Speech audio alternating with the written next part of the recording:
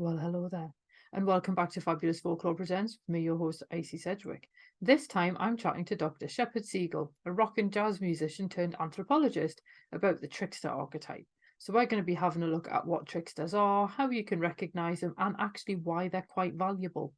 Dr. Siegel has over 30 publications in the education field, but we're more interested in his trickster books. So that's Disruptive Play, The Trickster in Politics and Architecture, and Tricking Power into Performing Acts of Love, How Tricksters Through History Have Changed the World. Enjoy the interview.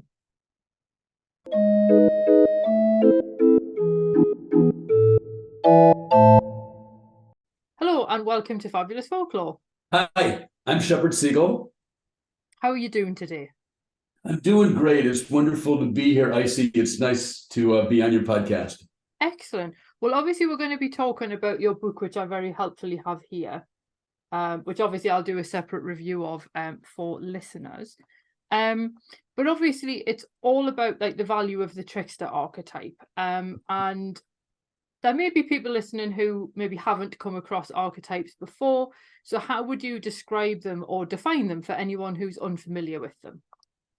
Yeah, so archetypes proceed from the theory that there are these figures, demigods, if you will, that predate humans, and that when we're born is something that's already baked into our consciousness, is this universe of, there's no consensus on how many there are, but 10, 12, maybe 25 different archetypes. And this is from the Jungian and the Platonic philosophical sense, that these are most easily understood as personality types. But the archetype is a semi-perfect form of it, and we humans can embody them to a greater or lesser degree, but our unconscious mind has access to all of them. And I am particularly interested in the trickster archetype. But let me just read off a few to give your audience more of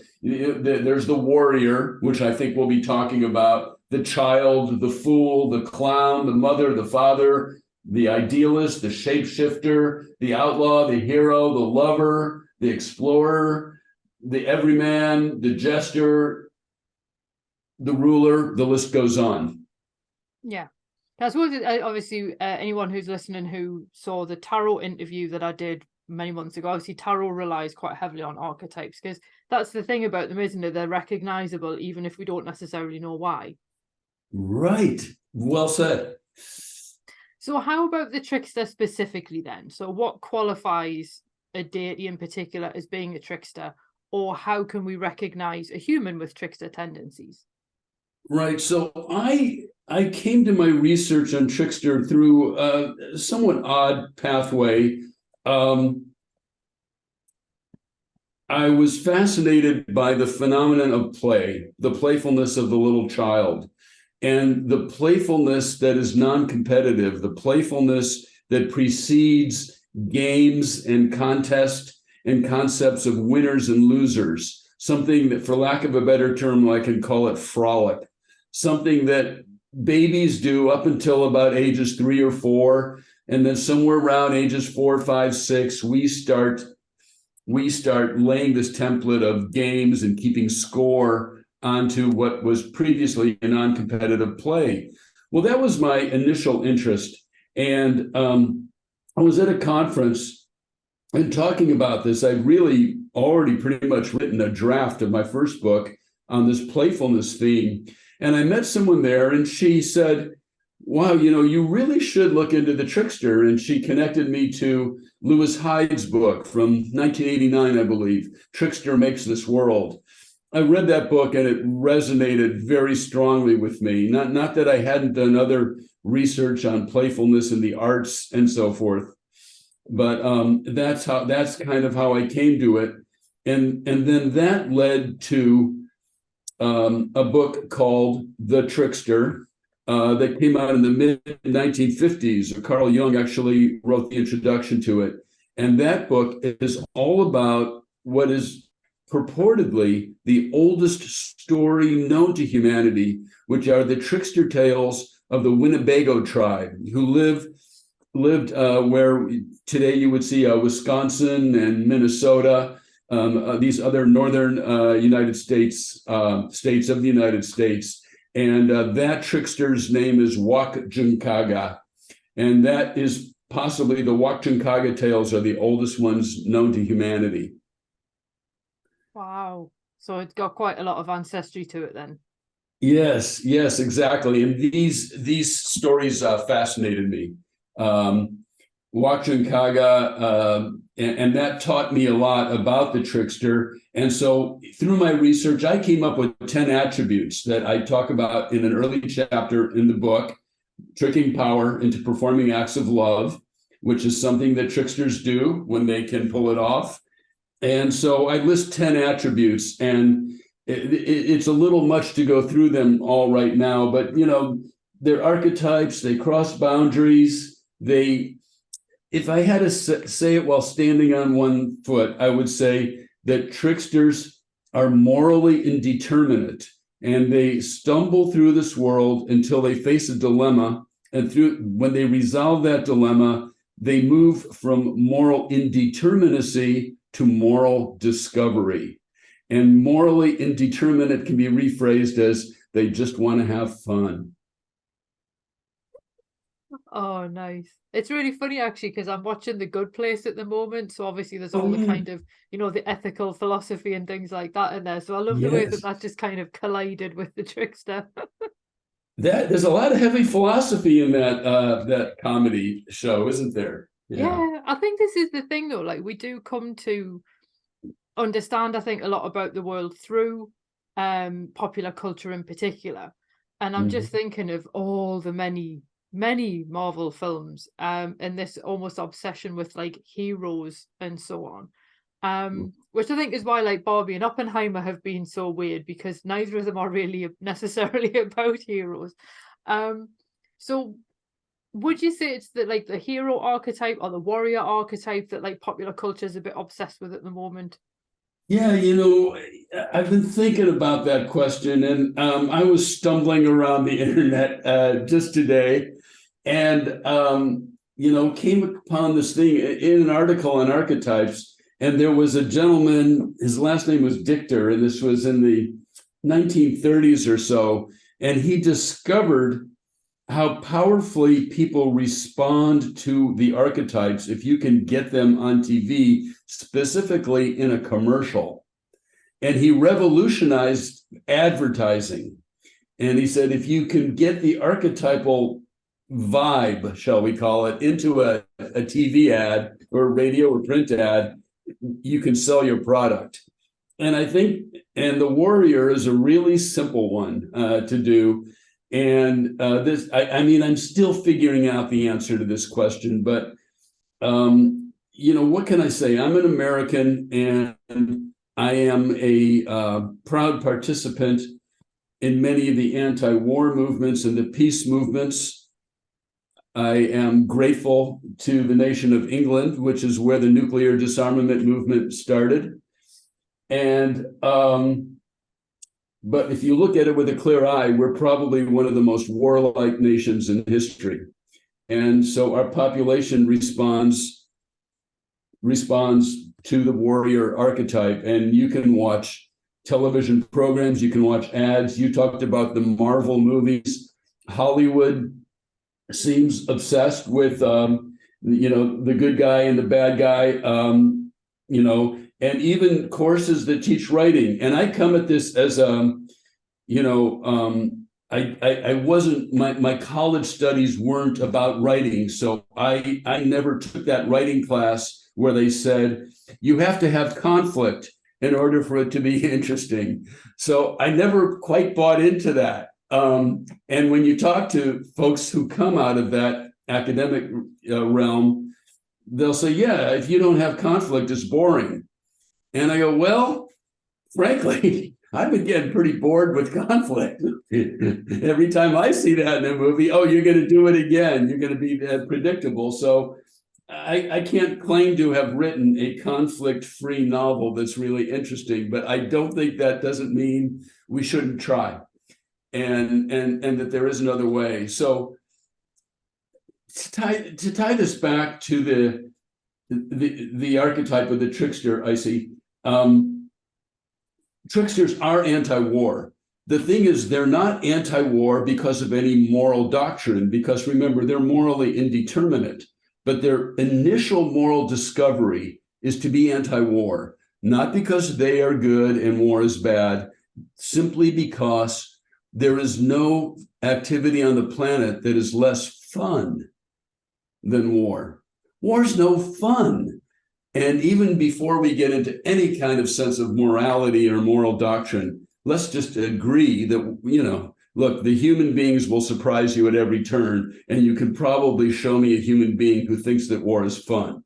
I allow for that. But I think there's a general consensus that it's a horrible thing and it's not fun and it hurts and people die. And so the trickster's initial moral discovery is to become anti-war. Mm-hmm. And that leads to all kinds of implications for literature, for what we might get from folklore and what we might find in movies, because despite the preponderance of good versus evil, villain versus hero that we see in movies, I also think there are a lot of examples in film and art in general that are more morally ambiguous or that challenge those beliefs. They don't tend to be the big box office hits, maybe, but they're out there. Yeah, I think that was one of the things that, because obviously I mentioned before we started recording that I'm going to rewatch The Batman. And I think that's one of the things that I really liked about Tim Burton's Catwoman, the fact that he got that ambiguity about it, that she does what she does to please herself, and because it seems like a good idea to her, not because she's good or bad. She's very much like a cat in that regard. I think cats are almost, in my head, like the ultimate tricksters. Yeah. And so what would you say based on that then? Would you say that the trickster is actually valuable now? And if so, what can we learn from tricksters, or could they potentially swing us too far the other way? That's such a great question. What's the old I don't want to get it wrong. The famous novel that it's from, it was the best of times, it was the worst of times. Oh, the Tale of Two Cities. Yeah, Tale of Two Cities. In some ways, this is the worst of times to be talking about a trickster. We have a political figure here in our country that you may have heard of, and he is often referred to like that, but he's not. He's what we call a con artist or a confidence man.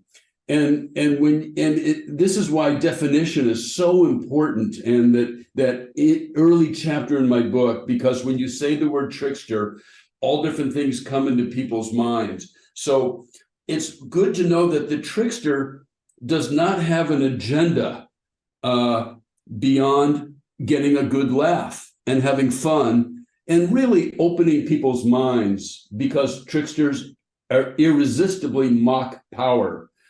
And they're the guy in the cheap seats who says the emperor has no clothes. And so they are bringers of truth, even though they might use tricks to reveal that truth. The con man or the confidence artist is trying to get your money or trying to get your vote or trying to convince you of something that is untrue. And that con artist does have a moral doctrine. It's a lousy moral doctrine. It tends to be bad rather than good, but it's a doctrine that he or she is trying to make happen. And then you have the fool or the jester or the clown, and they irresistibly fail, and they might get a laugh from you, but they don't necessarily open your mind. Their job is simply to fail. I got nothing I don't have anything consciously against clowns, but the clown or the fool is different from the trickster. And let me add one other nuance there, which is the trickster historically, if we look at non-Western cultures, if we look at West Africa, if we look at Native Americans, if we look at the indigenous peoples in South America, or even in Asia, every culture on the planet has a trickster god. And they are frequently very powerful gods. They're respected, they are sacrificed to, and they are often the intermediary, that they're the receptionist, if you will. If you want to get your prayer to big shot God, you got to go through the trickster God, and you might get tricked along the way. But in Western history, the trickster has been imprisoned. And so if you look at the history of imperialism and you look at the wars that have been fought in order to build empire, if you want to build empire and you have to convince your army that we're the good guys and they're the bad guys, and therefore it's okay to kill them, you have to have a moral doctrine. And that you might use a church, for example, to reify and substantiate your moral doctrine. Well, if you're getting ready to conquer the world and form an empire, you need this moral doctrine to get your army to obey you, you cannot have a powerful God running around who is morally indeterminate and questions you at every step and questions this moral doctrine.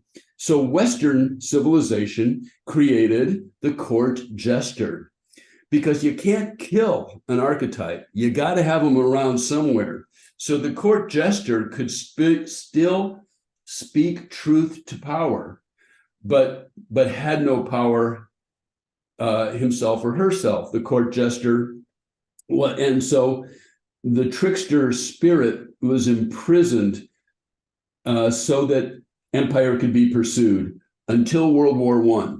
World War I reached such a level of absurdity and stupidity. To this day, no one can tell you why World War I was fought. And you had an art movement that was equal parts art and equal parts anti-war. And that was Dada. And Dada, I consider Dada to be what I call the jailbreak of the trickster in Western society. So we've had 100 years where art has been free. Now I want to hew to your folklore theme, and I have a question for you. Is popular culture in the 20th and 21st century a form of folklore? Oh, I'm gonna go with, it's a difficult one, because I feel like people invest so much into popular culture, like to the degree where they just get silly if someone gets cast in a role that they don't agree with. But I think at the same time, because folklore tends to have something within it which is almost like it's the thing, like the delivery mechanism, as it were, for a piece of information. I'm not necessarily sure that a lot of modern popular culture actually does that. And I don't want to say this and risk, annoying any filmmakers who are watching, but I do think that a lot of screenwriters kind of have lost the art of being subtle. So like, I remember someone saying about George Lucas that there is no subtext, everything's just text. He doesn't like hide his meaning, and that's where obviously in folklore you would kind of have the cautionary tale, or the thing to remember would be buried in the folklore. And the story becomes the method of transmission, because you remember stories better than you remember facts, which is why you can remember, say, school rumors better than a school subject. But I think at the same time, also the internet has made the transmission of modern and contemporary folklore a lot easier, with the likes of Slender Man and so on. So it's a funny one in a way, because I kind of feel like folklore itself has become a little bit of a trickster in a meta kind of way. Yeah. Okay. Yeah. And I asked out of pure curiosity, because knowing I was coming on today, it was just something I've been thinking about the last few days. Well, it's funny actually when you gave that definition before, because I've always in my head thought of, the fairies in folklore, where like you don't mess with them. There's a whole load of rules about what you can and can't do if you encounter one, because like you just don't want to, not the cutesy Disney ones, but like the proper ones in folklore. And then I thought, I've always thought of them as being tricksters, but now I'm starting to think, actually, I don't necessarily think that they are. I think that they play tricks, but I don't know that they actually embody the archetype. Right. And the best examples, and understand, I've been studying this for years and I still feel I'm just scratching the surface. If I'm going to say there's a trickster god in every culture on the planet, I've still got a rather long list to go through. But as far as Europe goes, the two that I've noticed the most have been obviously Loki. The Norse god Loki is a genuine trickster god. The Marvel version is, a C minus. There's some real problems with it, and tricksters do not amass armies; they don't conquer. But there is a nice dose of mischief in the Marvel version too, so they get it half right. And Till Eulenspiegel from Bavaria.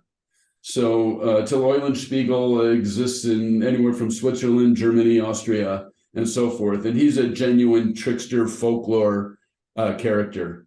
The leprechaun obviously comes to mind, but I actually don't know enough about the leprechauns to say one way or the other. Mm. I was sort of thinking as well, because I know a lot of people will put like Hermes and Mercury in the trickster bucket. Oh, yes. And I was thinking they're quite interesting ones because they definitely have that level of power, but you don't ever get them, like they'd be the last ones that would ever try and overthrow like Jupiter or Saturn. Like it's just not on their agenda.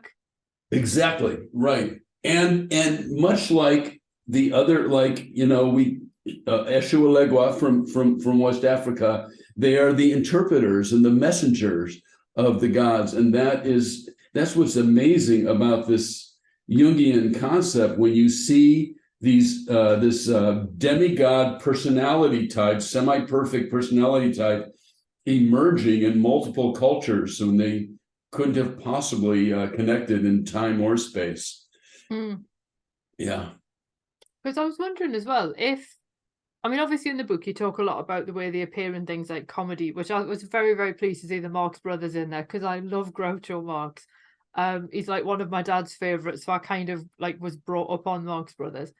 And obviously you've got a lot in film, and you've mentioned comedians like Richard Pryor and so on, and obviously then some of the sports people. Would you say that there's something about sort of like the arts and obviously include music and so on as well that makes it a particularly good vehicle for tricksters, or is it just the fact that that's where people happen to encounter them now? Okay, so I will share on a very personal note that my first inspiration was a person who was not in the arts. His name was Abbie Hoffman, and he invented the idea of the yippies, and this was during the Vietnam War era. And his idea was his political action in shorthand was to ridicule the government, and was based on something that one of Lyndon Johnson's aides had once said, that if somebody had just pulled Adolf Hitler's pants down at the right moment, he might never have come to power. And a better trickster motto has never been uttered. Now, that said, there is this band, this kind of a rock band from Los Angeles, although they're quite popular in Europe. It's two brothers. They've been at it for 50 years. They have failed spectacularly for 50 years. They've never made it big, yet they keep on making records and so forth. And their name is Sparks. And they have failed so perfectly that they're actually getting popular now 50 years later. And they found this French director and they wrote an opera. It's on Amazon. Here, you can get it on Amazon Prime. And the opera is called Annette. And in Annette, Adam Driver plays a comedian. And at one point, he's on stage and the audience, an opera, right? The audience is singing to him and he's singing back. And the audience keeps singing, "Why are you a comedian? Why did you become a comedian?" And it's beautiful. And they're singing it. And he says, and I quote, "It's the only way I know how to tell the truth without getting killed." So that's my short answer to your question. Why do tricksters show up in the arts so much? It's safer. It's safer. Abbie Hoffman ended up being pursued by the FBI. He committed suicide ultimately. He was driven to terrible things. However, he also led the demonstration that levitated the Pentagon 300 feet into the air and exorcised its demons. So I he remember does. reading about that. I did that really tickled me for some reason. Yeah, it was a great moment, and so I think the arts lend itself to it, and you know, it's really a fun question to engage because you know, I'm a utopian, and the whole purpose, I think, of the trickster is to open people's minds to the nature of power and what once we defeat power itself, then what are we left? Then what do we do? Once we save the planet from environmental catastrophe, once we transcend and grow up and grow past the isms of hate, sexism, racism, ageism, all the isms of hate. Well, then what? You know, and that's what it's never too early to be thinking about that. So the arts are obviously a great place for that to happen, which is why I'm so disappointed, as we were saying before, when I watch a movie and it's just reiterating where we're already at. And this question of the warrior, for example, are we still stuck in this warrior state of mind because we were there first, or are the movies and popular culture reinforcing it and pouring gasoline onto it? You know, it's a chicken and egg kind of question. But I also think the arts are the place where that can be challenged more safely. But as you know, the subtitles on my books are about the trickster in politics and culture. And so I'm always looking for those examples where somebody steps out of the arts into the real world and tries to make the point. Here's a fair, Banksy, right? You know, he does not stay in the world of the arts, but he steps into the real world with some of his pranks. And have you heard of this guy who does this thing called Birds Aren't Real? So this is a movement. It's kind of had its moment already. And he perpetuated this theory that birds aren't real, but birds are actually little robots set up by the government, and they all have cameras in them. And it's this massive worldwide surveillance system through birds. And it's a prank, obviously, but he got, the New York Times covered it. He got some stories. He had his little moment. And I think what he was trying to show was how gullible we are, how easily it is to lie in the media, because there were people who believed him, right? I think that's something that I was just thinking, because someone posted a picture on Facebook yesterday that purported to be a baby peacock, and it was quite clearly AI. And people were sitting there in the comments going, "Oh my God, that's so amazing. Where did you find that?" And I'm like, "It's not real. How can you, how, it looks like Disney drew it. How can you not see that it's not real?" So yeah, what's his name again? It's just, I forget the guy's name, but it's just called, if you Google Birds Aren't Real.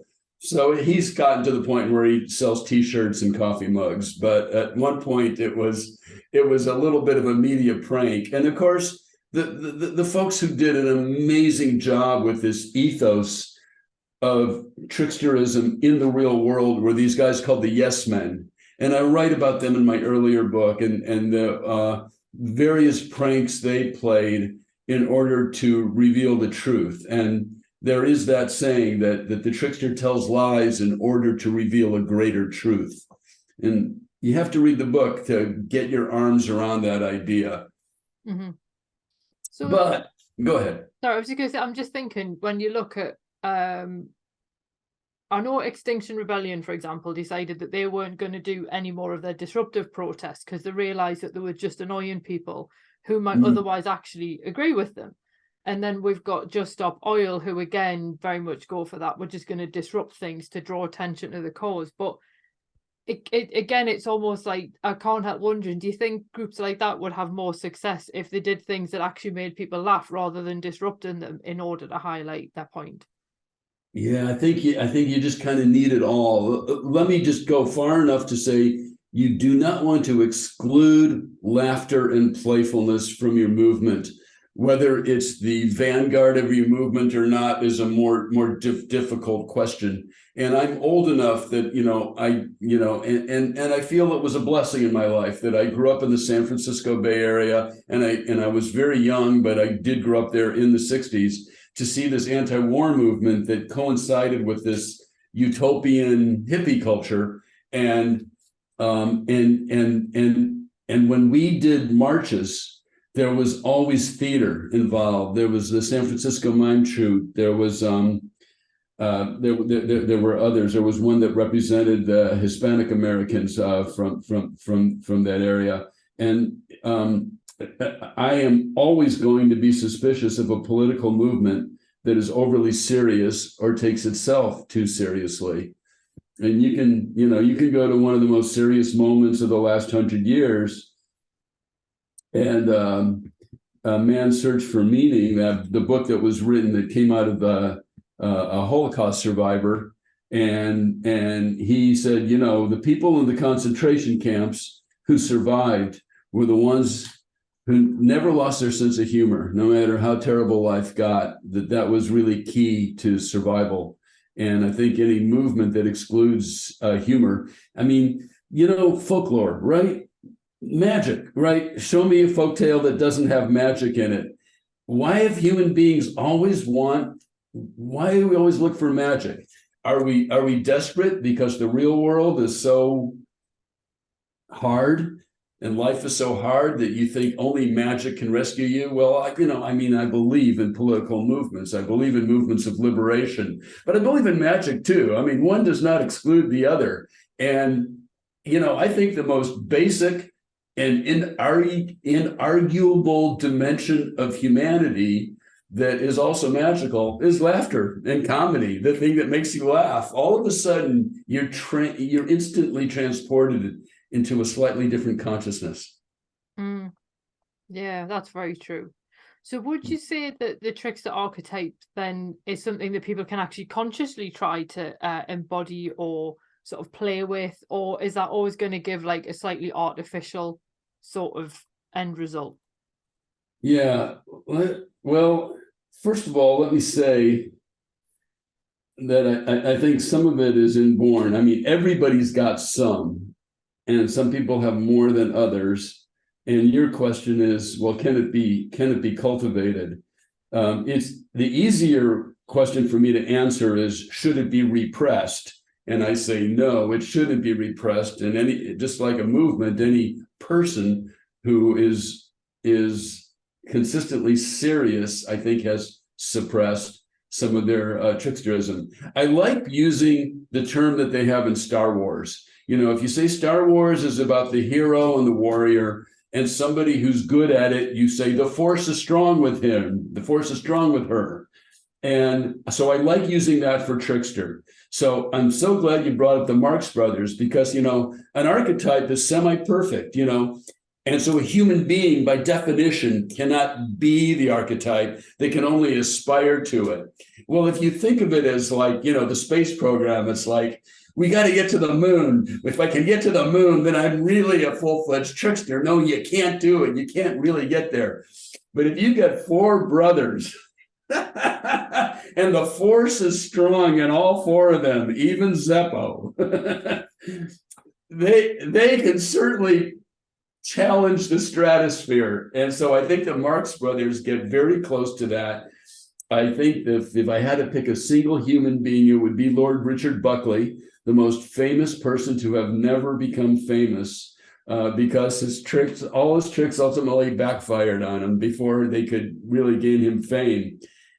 And so to get to your question, I think the way to find out is like your earlier question, like, why does it matter now? Why does it have value? First of all, that we not mix it up with the con artist. We not mix it up with the fool or the clown. But second of all, if we can raise awareness of it, and I'm guessing here, but that if we can raise awareness of it, more people will feel those gates opening up, and I hate using the pop psychology term, but they get in touch with their inner trickster and it comes out.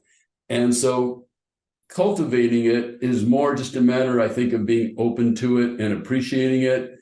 But maybe watching some of those movies where it's strong. And I have a contract with myself that I cannot do an interview or a podcast without one way or another naming the great American trickster, and that's Bugs Bunny. So, for people whom like my language and my conversation goes too far, my advice is, well, just go watch some Bugs Bunny cartoons and you'll know what I'm talking about. I remember we did the animated film at uni. We had to watch Doc Amok, and the stuff he puts poor Daffy through is just...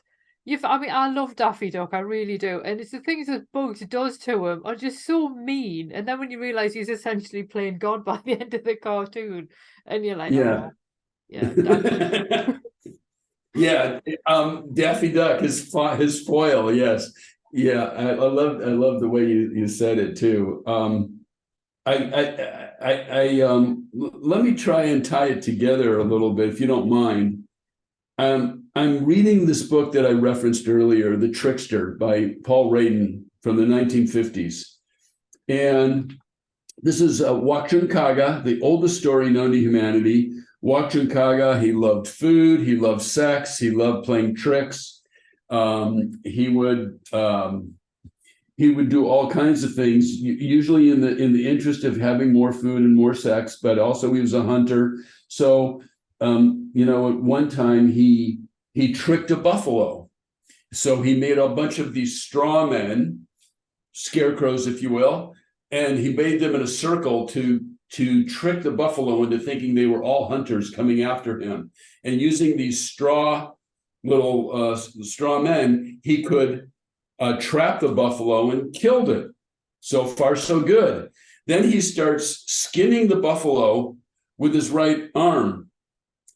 And his left arm becomes jealous of his right arm because it gets to do the skinning. So his two arms start fighting with each other. This is like a silly thing you'd think a 4-year-old would come up with. He goes swimming and he thinks he's lost at sea because he forgets to turn around and look at the shore. He does these just silly things. So I'm reading this story cycle where he stumbles through the world and just looking for fun, but playing tricks that very often backfire. And I'm getting 2/3 of the way through this book reading, and I'm going, these stories, you can tell these stories in about 5 or 7 minutes. And it just hit me like lightning. I went, my God, it's Bugs Bunny. This guy is Bugs Bunny. And it convinced me of this Jungian theory that even before we are born, there is this collective unconsciousness and these archetypes that exist all over the world, and that this committee that would do the Bugs Bunny cartoons was channeling this. Now, the first Bugs Bunny cartoon came out in 1939. This book I'm referencing on the Trickster came out in 1955. Not that I think those guys were reading anthropological studies. I'm not going to presume, but I don't think they were. And they had this committee that would do these Bugs Bunny cartoons, and they had this sense of this understanding of what and the stories they would throw out or the way they would edit a story. They had this shared collective sense of who Bugs Bunny was, and they knew instinctively, that's the word I'm looking for, they knew instinctively what did and didn't fit Bugs's personality. So he's the great American trickster. So who would you say is your favorite trickster figure then? Right. Well, there's favorite, yeah, and so I use a capital T for the fictional characters like Bugs or like Loki, and I use lowercase t for human beings. And the one who fascinates me the most and who I still want to do more research on, it comes out of the Yoruba tribe in West Africa, and that's Eshu Elegba, also goes by Eshu or goes by Ilegwa. And he's just the more complex. And by the way, I'm using pronouns like he and she, and it's actually a Nigerian anthropologist who I was reading who said, tricksters, they have no gender.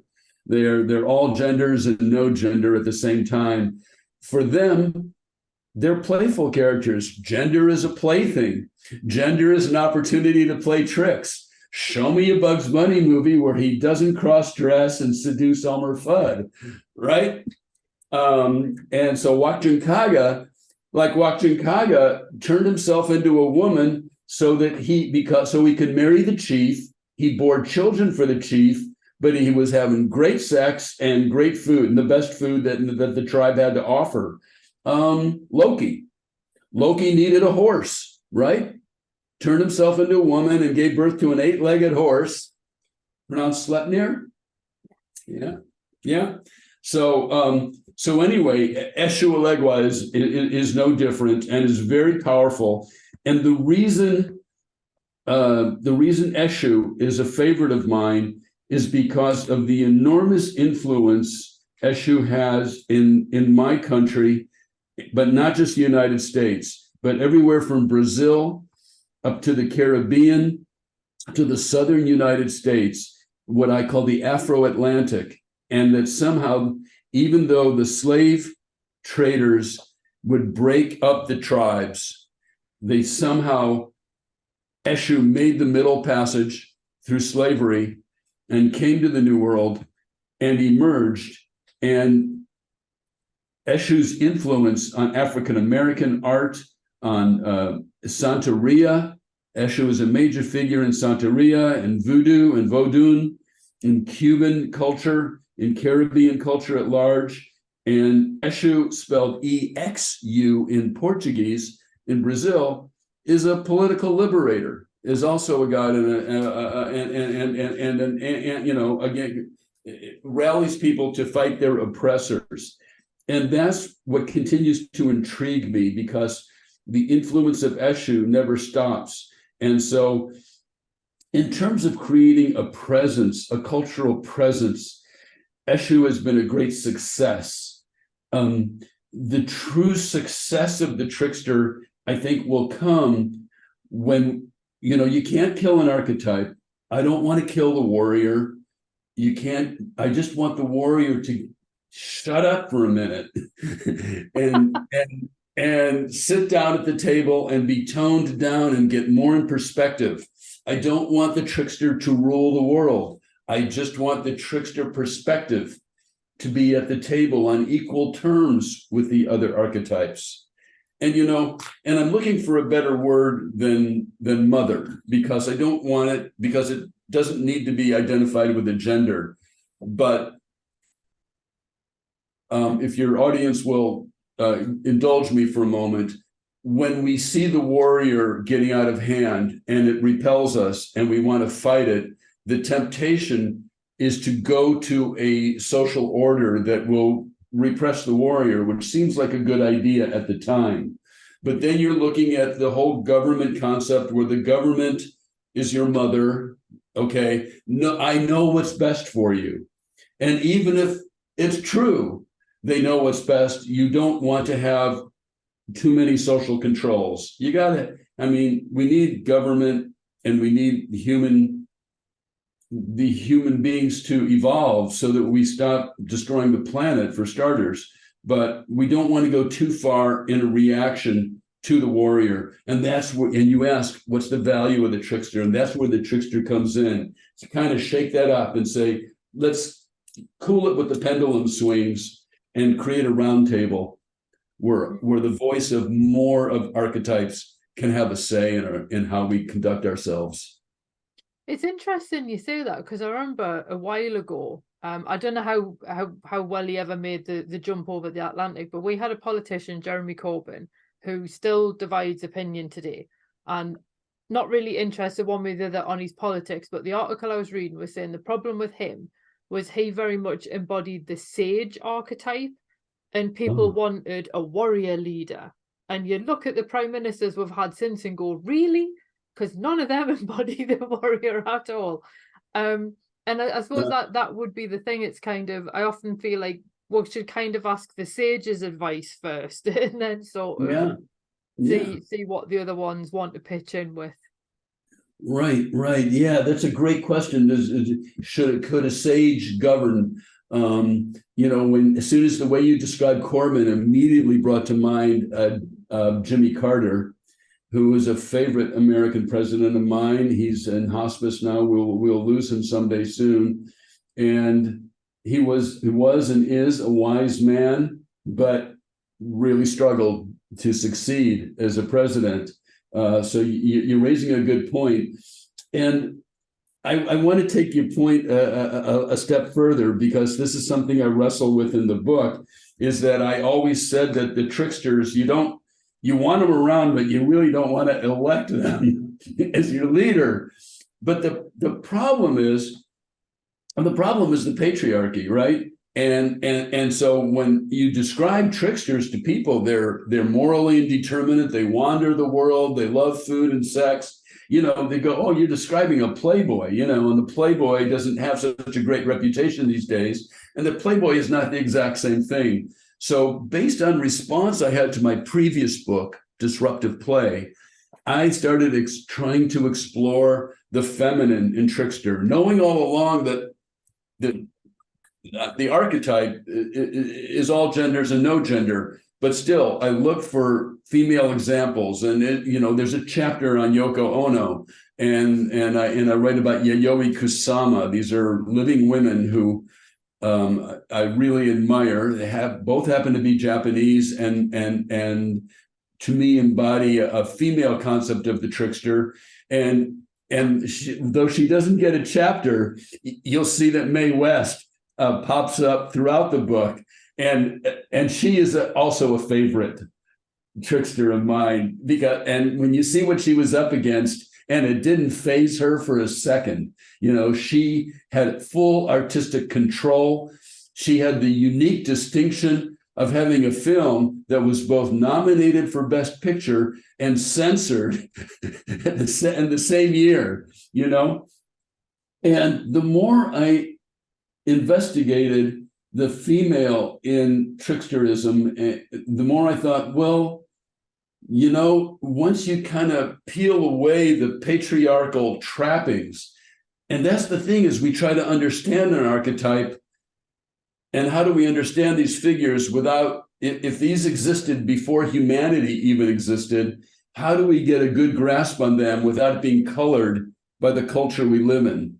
And I made my best effort to do that in this section on women. And I had to revise my opinion that once you understand the feminine side of the trickster, maybe they could go.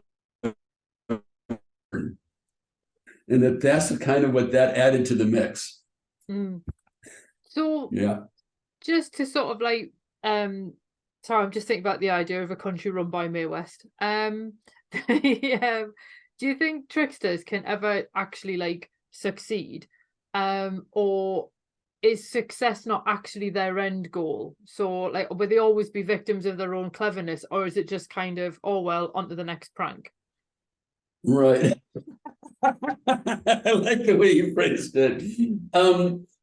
Success. And I want to see what note I wrote, but I think that I talked about Eshu because at the artistic cultural level, and in terms of informing the consciousness of the Afro-Atlantic, it was a huge success in consciousness. Political success is a very different story. But I believe, and I say this in the introduction of the book, if we can change consciousness, in other words, transcend our infatuation with the warrior and make a little bit of room for the trickster, then we may begin to experience political success and think of the trickster as a component of that, but not the sole vehicle. In other words, when I started thinking recently about the trickster in terms of how everyone, even people who might appear to be serious, I think the trickster operates in our brain, in our soul, to help us form our morals.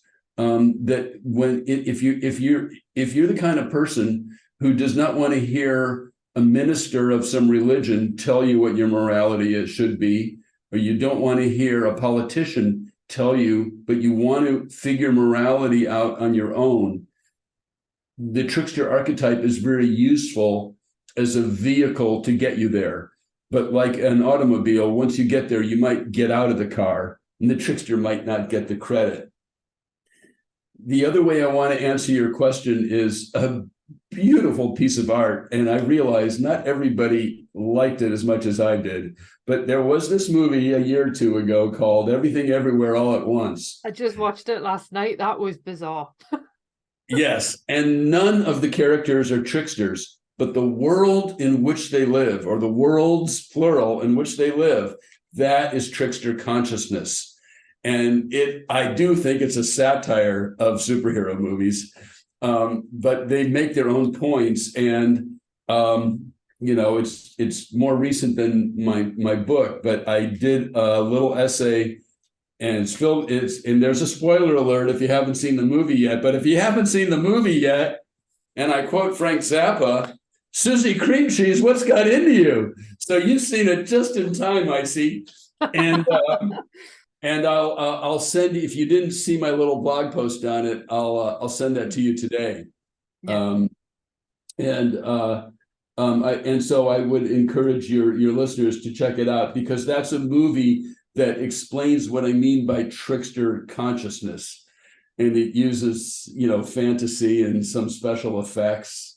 Although I don't think it was a big budget movie, but somehow they just pulled it off. Mm. And that's what's intriguing, is that none of the characters are particularly trickster, but the consciousness of it is, and that's how I think it succeeds. Mm-hmm. Yeah, it was very, very different from anything else that I've seen in a really long time. And yes, Destiny 2 was completely robbed of Best Supporting Actress, in my humble opinion. Right. But yeah, right. I think that's the thing with the film, though, because of the fact that it doesn't really rest on kind of like one person defeating somebody else. And when you're sort of talking about like yes, there's conflict, but it's in a completely different direction from what you normally have. So I think that was really interesting narrative choice, and obviously people enjoyed it, so it obviously worked. Yeah. Say that again, please. I was just saying that obviously people enjoyed it, so clearly the gamble paid off, and it's nice to see something that's not just heroes. And it tricks power. It uses, not too much of a spoiler, it uses martial arts to create hugs. Yeah, I did like that. So how can people find you online and engage with your work? Right. And I find people struggle to spell my name correctly, but when in doubt, the vowel is an E. So Shepherd, just like the occupation. Now, we don't have a lot of shepherds in my country anymore. I don't know if you still have them, so nobody knows how to spell it. But Shepherd, Sheperd, Siegel, Siegel.com. But in anticipation of your question, it might be easier to remember the title of my new book, Tricking Power into Performing Acts of Love. And if you Google that, it'll take you to the Amazon page first, obviously, but then type in my name. And I encourage people to buy from independent booksellers. It might be a little harder in England, but I know a lot of Americans listen to your podcast, so they can find a link there that'll take them to an independent bookstore. But yeah, Tricking Power into Performing Acts of Love, or ShepherdSiegel.com. Cool. I'll put the links below, obviously, to make it easier for people. Okay. So people can then just click in the show. I don't know why I'm pointing like downwards. People know where show notes are on YouTube. Well, yeah, and I will say that, let me just add, when you get to the website, I'd love it if you bought the book. I know we covered a lot here today, and it's been wonderful talking to you, but I think the book will add a lot. But also, if you contact me through the website, I will send you or just go to the blog too, and you can see the little essay on Everything Everywhere All at Once. Cool. Awesome. Well, I'm going to check that out now. I've seen it. So okay, great. Well, it's been lovely speaking to you. Likewise, I hope you'll have me back someday. Cheerio. Well, thanks for listening, and I hope you enjoyed that episode. If you did, feel free to leave a review wherever you listen to podcasts, because that helps other people find the show too. It also takes between 4 and 6 hours to research, write, record and edit these episodes, so if you want to help support my time in doing that, then you can buy me a coffee. Or you can join the Fabulous Folklore family on Patreon and enjoy extra benefits, including exclusive episodes and articles and even illustrated talks. All the links you need are below, and thanks in advance.